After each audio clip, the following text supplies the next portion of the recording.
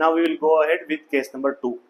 In case number 2, the tip of fin is insulated with the help of some insulating material having very low thermal conductivity.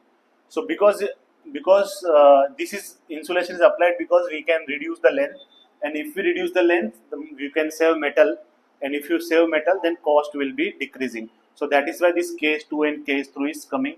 Case 2 and case 3 we are taking into consideration to save metal and to save cost. So in this case, if you see the temperature distribution, so the temperature decreasing in this way, and at this point temperature is not ambient temperature, it is higher than ambient temperature. So in the previous case, case number 1, this blue color line was touching to this dotted line, and in that case temperature was reaching to ambient temperature in the previous case. Here we are, if this is 30, then this will be 45 something, blue color will be 45.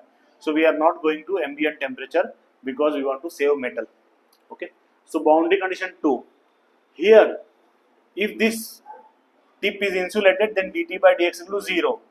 Rate of change of temperature with respect to x is 0 because here insulating material is there, and dt by dx 0 is equal to dt by dx equal to d theta by dx is equal to 0 at x equal to L. That is boundary condition number 2. So boundary condition number 1 is same in case 1, case 2, case 3. But boundary condition 2 is different in case 1, different in case 2, and different in case 3.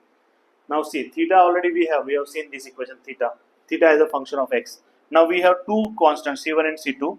So we want two boundary condition. First boundary condition is same in all three cases. Second boundary condition is different.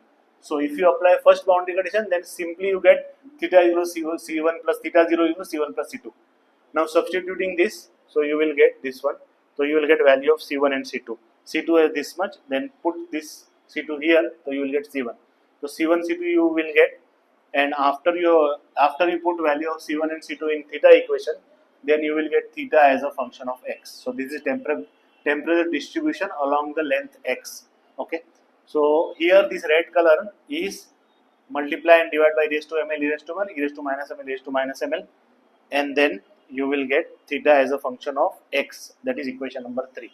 Okay.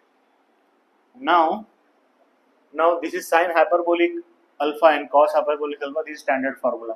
So here, if you in the previous case, this one in equation 3, this one, if you divide by 2 numerator and divide by 2 by denominator, then you will get standard format cos hyperbolic. So cos hyperbolic m into L minus x upon cos hyperbolic ml, that is equation number 4.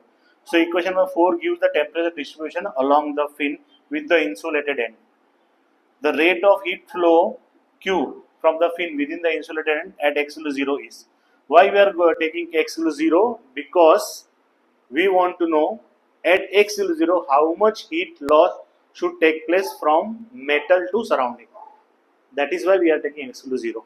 So now differentiate with respect to x and put x equal to 0. So you will differentiate this and put x equal to 0. So you will get this equation. Here again some rearrangement, e raised to ml, e raised to ml, e raised to minus ml, e raised to minus ml. Now you got this d theta by dx value is this. Now d theta by dx again you put in this equation, so you will get what is the heat to be lost to the environment at x equal to 0. So put it here. Finally some small rearrangement, and then this. So finally this equation number 7. This equation number 7 says that this much heat loss should take place and it should go to environment so that our equipment is protected.